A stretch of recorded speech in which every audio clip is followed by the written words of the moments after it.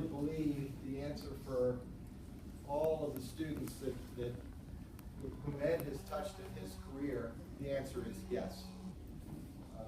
They remember the subject, probably the man more than the subject in most cases, but the answer is yes. And I wanted to share with you tonight, I've had the honor of knowing Ed just for 7 years. So I wanted to draw from a few comments that have been sent in. I won't read every word of every one of these. These are excerpts, and you can have your meatballs too. Here was one that was sent in. To this day, everyone is impressed when they hear what language I studied in high school. I still remember some things, especially the easy phrases learned early on that get drilled for 4 years. As a physical therapist in the Milwaukee area, I encounter as patients older Russian immigrants who live in a certain neighborhood here, and they light up when I can say hello, ask how they were doing, count off the exercises and so forth in Russian. Thanks, Ed, for being such a great teacher. Kevin Camping, class of 92. Russian name, Kolya. Right?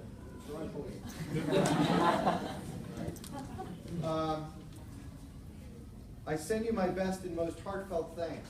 It's dedicated teachers like you who make so much difference in a student's life, and I know you've had an enormous impact on mine. You pushed me to do and be the best that I could, and although I didn't and don't use Russian in the veterinary profession, the principles and drive that you taught me are what I attribute to my success today. Thanks for all you've done for me and for John Carroll. Warm regards, Karen Uphelt, DVM, class of 79. She did not put her Russian name.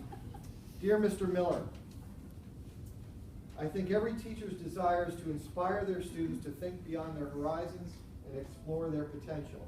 This has been your gift to me. Your Russian classes and enthusiasm for the culture sparked my interest in studying and exploring the world. Little did I know at graduation that your inspiration would eventually lead me to a career in the Foreign Service. Your encouragement throughout my career has reminded me to keep looking beyond the horizon, and your influence is reflected every day in my work to represent the United States overseas.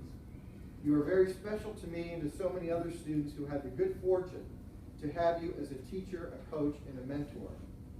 You know that one. Jennifer McIntyre, class of 1987. Dear Mr. Miller, I hope you're still holding down the fort at good old John Carroll. I wish I could be there, but my job is holding me back. I can safely say the decision to take Russian my freshman year was a defining one. As you know, I ended up majoring in Russian at Wake Forest and traveling to Russia again in college for a service project. Even though I work in advertising now, I actually was able to use my Russian in a pitch for a Russian client. The interest in the language and culture will never leave me, and I have you to thank for that. Whenever I have to give who my favorite teacher was, I always say, Mr. Miller. Just know you certainly made an impact on me and many other students throughout the years. Thanks for everything. Allison Grimmel, class of 07, Sasha. And the last one. On a whim, I decided to take Russian as a foreign language the first time it was offered, in the fall of 1969, when John Carroll made the brilliant decision to add Mr. Miller to his faculty lineup. The subject and his teaching expertise were extremely relevant during the continuation years of the Cold War. John Carroll was unique in the area in offering Russian in high school. The Russian language proficiency that Mr. Miller developed in his students had critical and lasting impact in my life.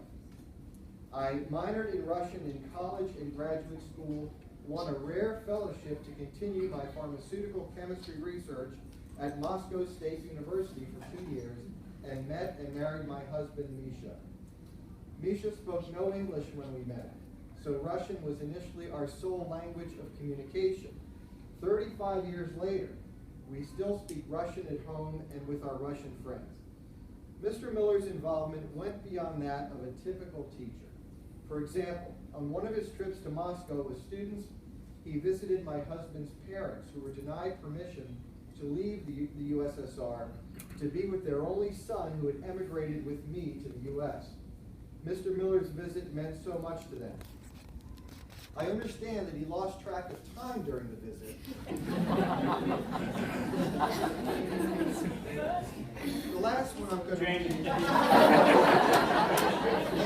And as a result, he almost missed meeting up with his student group to travel to Leningrad, now St. Petersburg. Misha and I send our heartfelt best wishes to Mr. Miller, his wife Billy, and his family. P.S. to John Carroll. Russia is not ceding its international prominence to China so soon, and the demand for Russian language speakers will not fade. Given recent developments in Russia and Ukraine, John Carroll would do well to keep Mr. Miller on speed dial.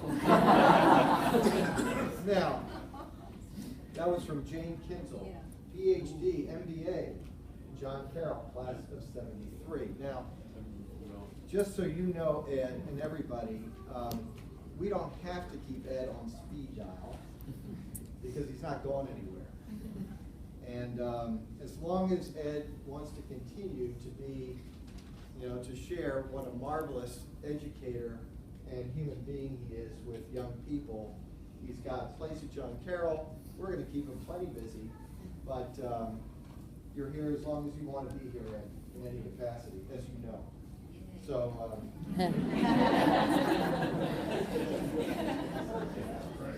and I will, I'll conclude with just saying, I guess, 3 words that I know in Russian. Maybe it's all one word, I'm not sure. Spasibo.